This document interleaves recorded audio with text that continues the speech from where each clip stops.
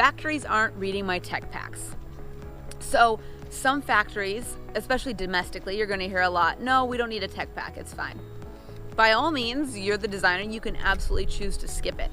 Do I recommend this? No. Because again, the tech pack is like your rule book. It's actually going to make you think of the different trims, materials that you want in your garment that you didn't even think of before, or perhaps particular measurements.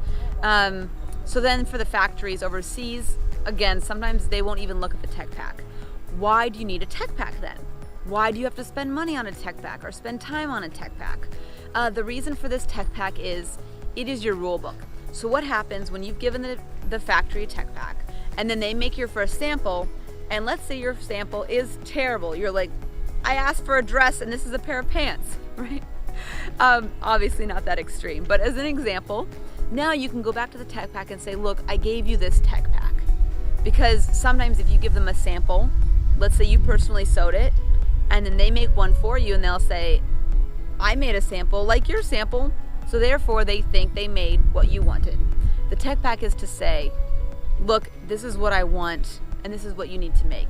It brings you back to the receipt, let's say, or to the exact recipe of what you want to make. And it's just, it's a nice little document. You know, sometimes you can't actually have NDAs with certain factories, or you can't have a signed contract with them. It's something in paper, something in writing saying, this is what I'm looking for. Whether they choose to read it or read the instructions, whether they choose to translate it or not, is up to them, but you've given it to them. So you need to do your due diligence at the end. Say due diligence again. You need to do your due diligence again.